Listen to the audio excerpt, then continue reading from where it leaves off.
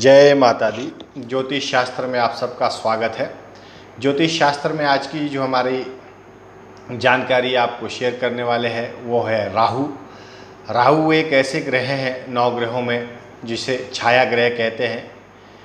यह कुंडली में अपना जो प्रभाव है अच्छा और बुरा दोनों ही भली प्रकार से हर जातक की कुंडली में प्रदान करते हैं।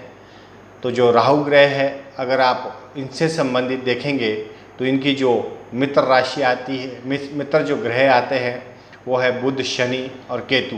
अगर ये कुंडली में कहीं इनके साथ इनका संयोग अच्छा होता है तो ये राहु का जो जातक होता है, ऐसे प्रथम भाव से हम शुरू करेंगे सीरीज़ 12th हाउस तक। तो ऐसा जातक के लिए जो शुभ कारक ग्रह माने गए, मित्र ग्रह माने गए हैं, वो मैंने आपको बताया है कि बुध, शनि और केतु होते हैं। और जबकि सूर्य, मंगल और शुक्र राहु के दुश्मन ग्रह माने जाते हैं।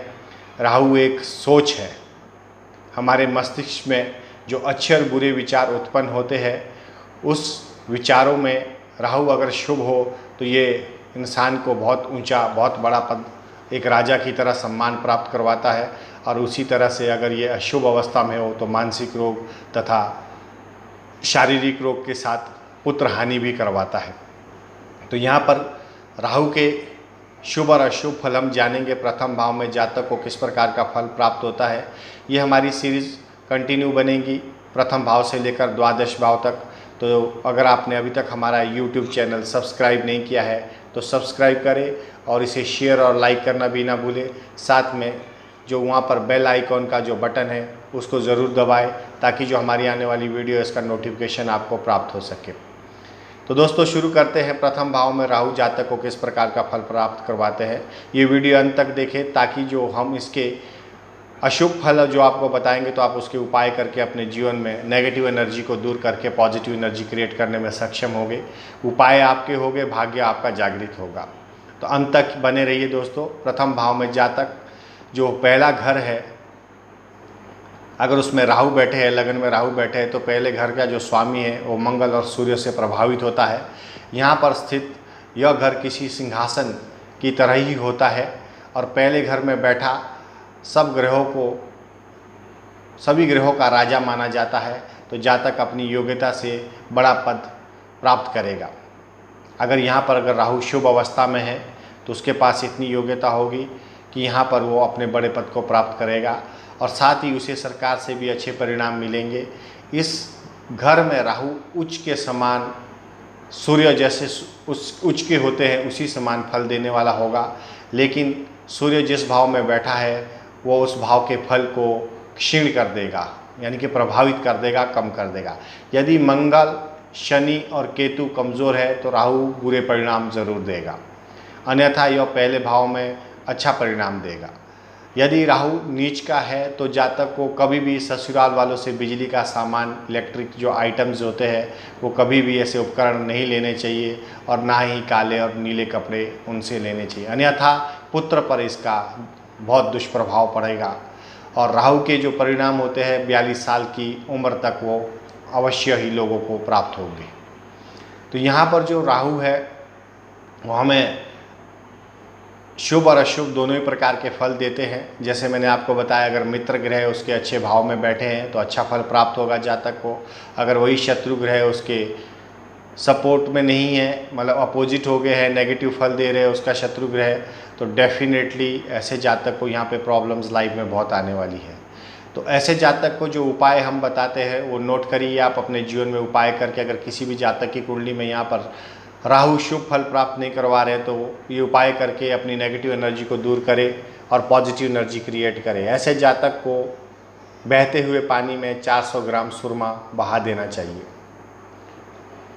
और साथ ही जो बहाने वाली चीज़ें जितनी भी आपको उपाय में बताई जाती है उसे सिर से 7 बार वार करके ही बहाना चाहिए। और साथ ही ऐसे जातक को गले में चांदी पहननी चाहिए। अगर ऐसा जातक गले में चांदी पहनता है तो उनका राहु शांत रहेगा। मन मस्तिष्क में जो बुरे विचार या बुरा प्रभाव, उनको मानसिक पीड़ा हो रही है या आपको रुपए, पैसे, धन दौलत से आदि कोई पीड़ा हो रही है, पुत्र से कोई पीड़ा हो रही है या पुत्र के लिए कोई पीड़ा पहुंच रही है, तो चांदी में अगर आप चैन पहनते हैं और साथ में उसमें एक गोल आकार की ठोस गोली धारण करते हैं तो आपके लिए अति उत्तम, अति शुभ रहेगा। लेकिन शर्त यही है, अगर आपको यहाँ पर आपकी जन्म कुंडली में प्रथम भाव में राहु आपको अच्छा फल नहीं दे रहे हैं।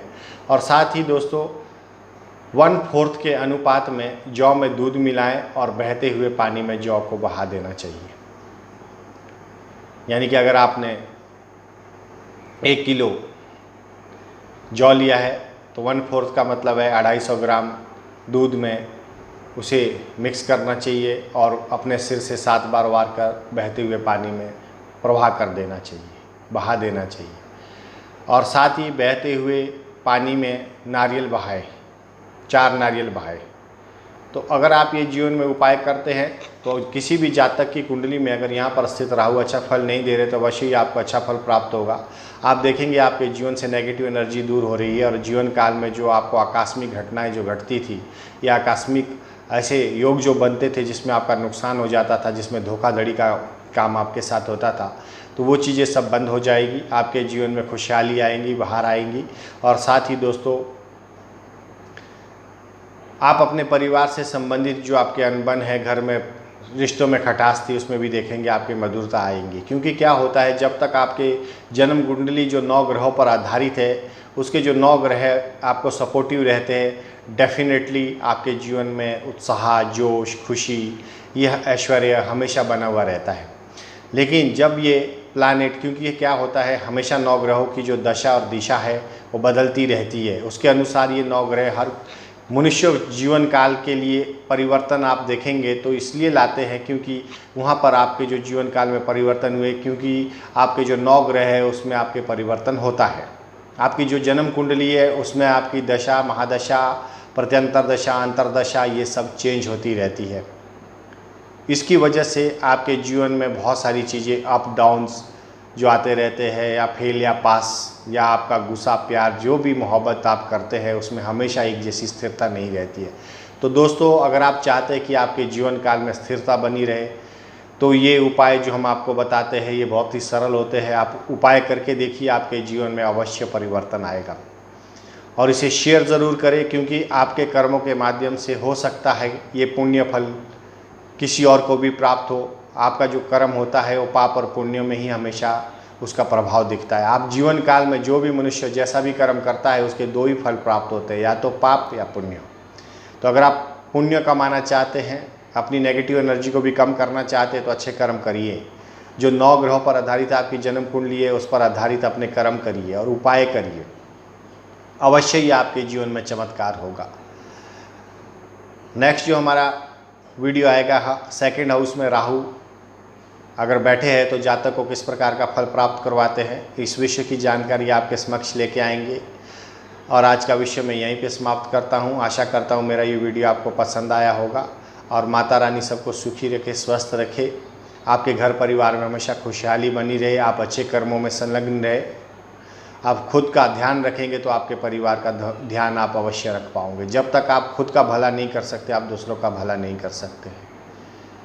इसी विषय की जानकारी के साथ आज का विषय यहीं समाप्त करता हूँ। जय माता दी।